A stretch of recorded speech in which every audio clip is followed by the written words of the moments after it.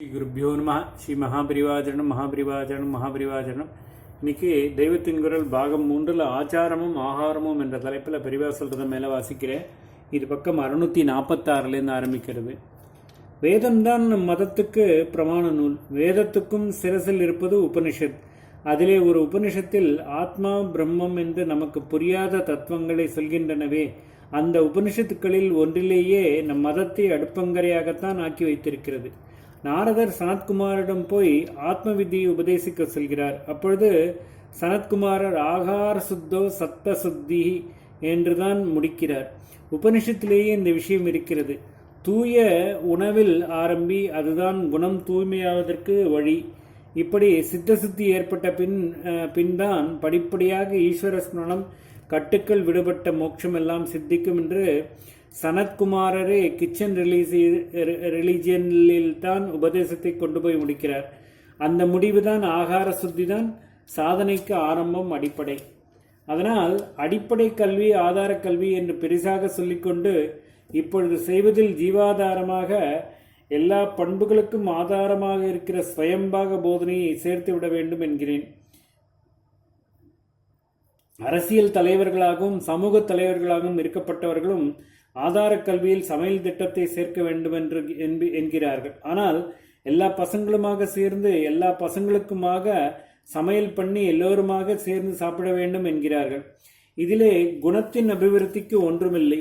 ஒருவேளை கெடுதலே உண்டாகவும் இடமுண்டு என்பதால் தான் ஒவ்வொரு பையனும் தன் சாப்பாட்டை தானே பண்ணி சாப்பிட்டுக் கொள்ள வேண்டும் என்கிறேன். இது பர்சனல் பியூரிட்டியால் சொசைட்டியை காப்பாற்றுவதற்காக செய்ய வேண்டிய தர்மம். ஆதார கல்வி மட்டுமில்லை, முதியோர் கல்வி என்று இன்னொன்று பக்கம் நிறைய சொல்லிக் கொண்டிருக்கிறார்களே, அதிலும் சரி ரொம்ப சிம்பிளிஃபை பண்ணி பாகசாஸ்திரம் சமையற்கலை சொல்லிக் கொடுத்து விட வேண்டும். பிறர் உதவியின்றி அவரவர் காரியத்தை அவரவர் செய்து கொள்ளும்படி கல்வி திட்டத்தில் கொண்டு வந்து விட வேண்டும் என்றுதானே சமூக தலைவர்கள் சொல்கிறார்கள். அதனால் வாழ்க்கைக்கு முதலில் வேண்டிய அன்னத்தை அவனவனும் தயாரித்து கொள்ளும்படி சொல்லிக் கொடுக்க வேண்டும். எல்லோருக்கும் சேர்த்து ஒரே சமையல், ஜாதி வித்தியாசம் இல்லாமல் சமைத்து எல்லோரையும் சேர்த்து உட்கார வைத்து போடுவதுதான் சீர்திருத்தம் என்று இவர்கள் சொன்னால், அதைவிட அவசியமான முக்கியமான சீர்திருத்தம் ஒவ்வொருவனும் தன் உணவை தானே தயாரித்துக் கொள்வதுதான். இவர்கள் சமூக சீர்திருத்தம் என்று எதையோ நினைத்து பேசுகிறார்கள். அந்த சமூகம் என்பது பல தனி மனுஷர்கள் கொண்டதுதானே. எனவே இந்த தனி மனுஷர்களின் குணம் சீர்திருத்துவதுதானே எல்லாற்றுக்கும் பேசிக் ஆதாரம். அதனால் ஆதார கல்வியிலே ஸ்வயம்பாகம் சொல்லிக் கொடுத்து தானே ஆக வேண்டும். ஆண்களில் முதியவர்களுக்கும் சமையல் தெரிந்திருக்க வேண்டும் என்பதற்கு சாஸ்திரமே ஆதரவாயிருக்கிறது. சாஸ்திர வாக்கியம் ஒன்று இருக்கிறது. பஞ்சாசத்து வத்சராத் ஊர்த்வம் ந குறியாத் பாணி பீடனம்.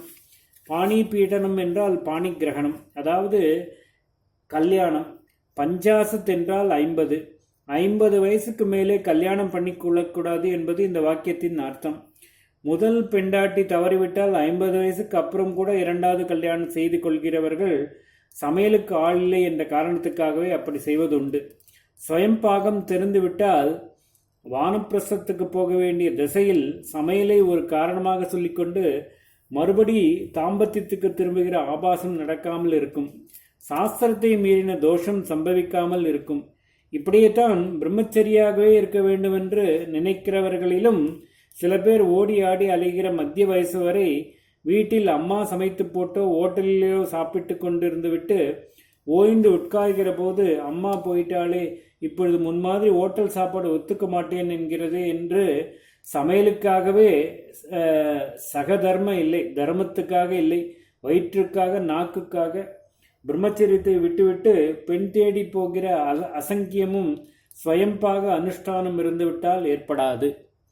முன்னெப்போதையும் விட இப்பொழுது அவனவன் ஊரோடு கிராமத்தோடு வேலை என்றில்லாமல் பட்சிகள் மாதிரி பூலோகத்திலே எங்கெங்க வேலை உண்டோ அங்கேயெல்லாம் போகிறது என்று ஆகியிருக்கும் நிலையில் ஸ்வயம்பாகம் அத்தியாவசியமாகிறது.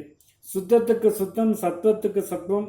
அதோடு வெந்ததும் வேகாதுமாக ஓட்டல் சாப்பாடு சாப்பிட்டு சின்ன வயசுலேயே அல்சர் அது இது என்று அவஸ்தைப்படாமலும் இருக்கலாம்.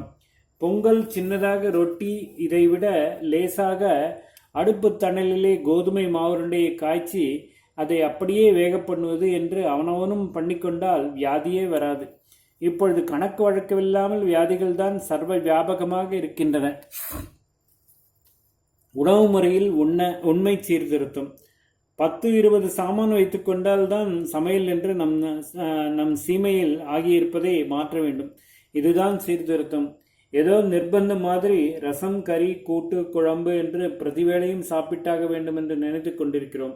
இத்தனை வஸ்து இருப்பதால் தான் புளி ஜாஸ்தியாகிவிடுமோ, உப்பு ஜாஸ்தியாகிவிடுமோ, சரியாக கொதி வந்து விட்டதா என்றெல்லாம் சந்தேகம்.